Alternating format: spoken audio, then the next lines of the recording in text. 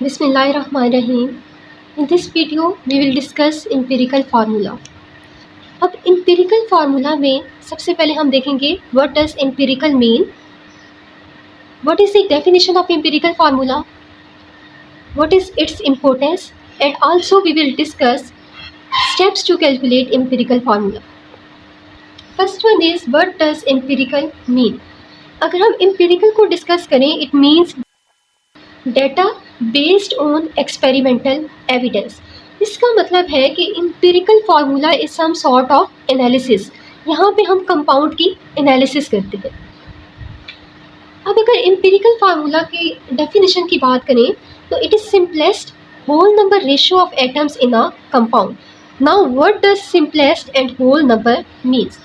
Simplest we can term it as smallest. Simplest को हम smallest ratio भी कह सकते हैं। और होल नंबर का मतलब ये है कि रेशो फ्रैक्शंस में नहीं होनी चाहिए या पॉइंट्स में, जिस तरीके से 0.928 it must be whole number 2:4:6 something like this. अब अगर हम सिंपलेस्ट रेशो की बात करें, considering the example of glucose C6H12O6। अब ग्लूकोज के मॉलिक्यूल में 6 कार्बन एटम्स हैं, 12 hydrogen and 6 oxygen atoms. But this one is not the simplest ratio. इसको सिंपलेस्ट करने के लिए, स्मॉलेस्ट रेशो बनाने के लिए, अगर हम 6 कॉमन लेते हैं we will get 1:2:1। Now this 1:2:1 is the simplest ratio. Glucose का एम्पिरिकल फार्मूला क्या बनेगा? CH2O based on this whole number ratio. Next one, अगर हम एम्पिरिकल फार्मूला की इंपॉर्टेंस की बात करें, why we use empirical formula. Empirical formula को as a first clue use किया जाता है to identify composition of a compound and to identify unknown compounds. अब कंपोजिशन ऑफ कंपाउंड से क्या मुराद है कि किसी भी कंपाउंड में कौन कौन से एलिमेंट्स प्रेजेंट हैं, और अननोन कंपाउंड को भी हम इसी तरीके से आइडेंटिफाई करेंगे। फर्स्टली हम आइडेंटिफाई करेंगे which elements are present in the compound and then we will determine how much is the smallest concentration of each element in that particular compound। इसका क्या मतलब हुआ कि empirical फार्मूला में हम क्या देखते हैं? smallest concentration of each element in a compound, simplest whole number ratio of atoms। और इसी को अगर सिंप्लीफाई कर दें तो smallest concentration of each element in a compound.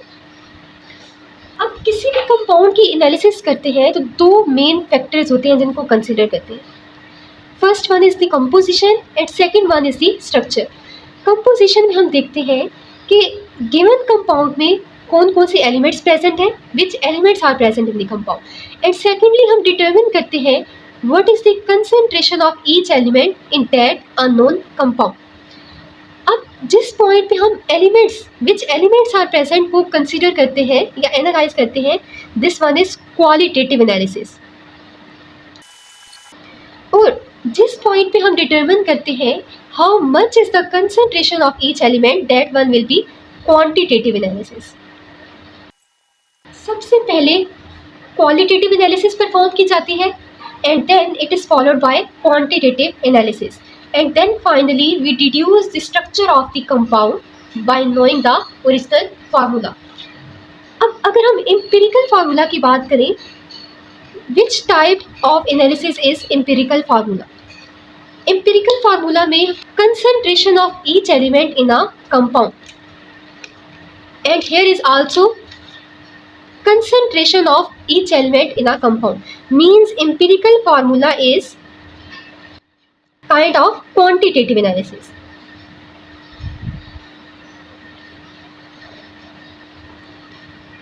So we can write it as quantitative analysis of a compound।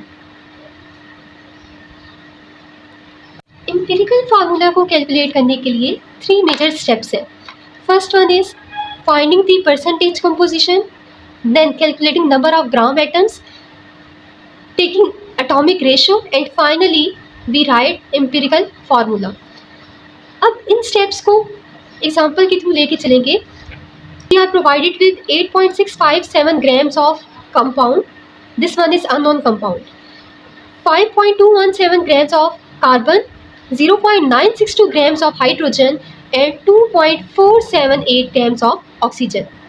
Now, in order to determine the empirical formula, firstly we will calculate the percentage composition of the compound. To determine the percentage composition, we divide mass of each element by mass of the compound and then multiply by 100. अच्छा, अब यहाँ पे 100 से क्यों multiply कर रहे हैं? This 100, क्योंकि यहाँ पे परसेंटेज कंपोजिशन है और हम जिस तरीके से मार्क्स की परसेंटेज कैलकुलेट करते हैं, obtain marks by total marks and then multiply it by 100, तो इसी तरीके से एलिमेंट्स की भी परसेंटेज कंपोजिशन को हम कैसे निकालेंगे? एलिमेंट का मैस और कंपाउंड का मैस, फिर उसको मल्टीप्लाई कर देंगे 100 के साथ। अब अगर हम इसमें डाटा पुट करें, okay, mess of carbon is 5.217 and that of compound is 8.657. Mass of hydrogen is 0.962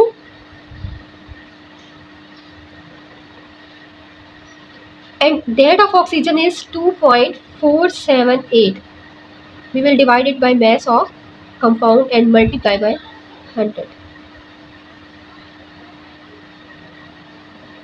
अब percentage composition of carbon, hydrogen और ऑक्सीजन हमारे पास आ चुकी है और इसके साथ हम लोग ग्राम्स नहीं लगाएंगे क्योंकि ये परसेंटेज है, तो ये इसके साथ परसेंटेज का सिंबल आएगा।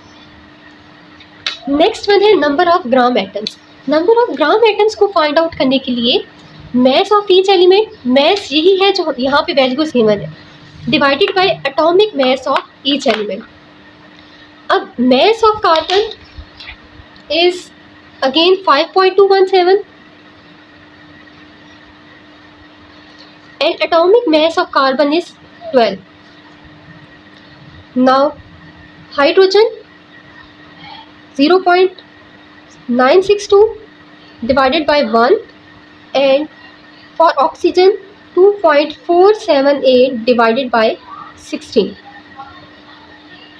Next one is atomic ratio. Atomic ratio find out करने के लिए gram atom of each element divided by smallest number of gram atom.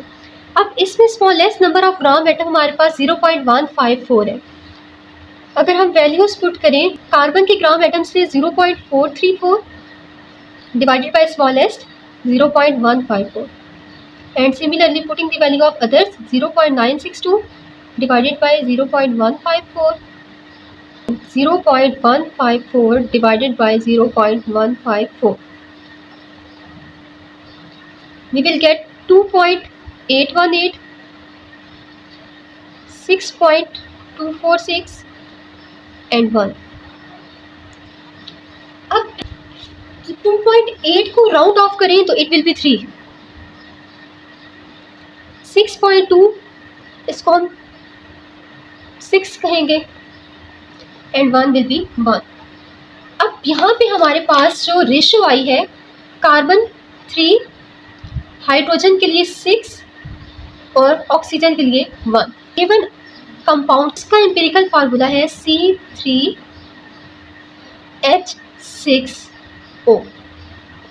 Might be possible कि ये एक ऐसा कंपाउंड है जिसका एम्पिरिकल और मॉलिक्यूलर फार्मूला सेम है, या हो सकता है ये किसी कंपाउंड की सिंपलेस्ट रेशियो है। अब ये किस तरीके से हम लोग आइडेंटिफाई करेंगे, इसके लिए फर्दर एनालिसिस होगी, डिफरेंट टेस्ट परफॉर्म किए जाएंगे on the basis of which we will finalise what is that given compound.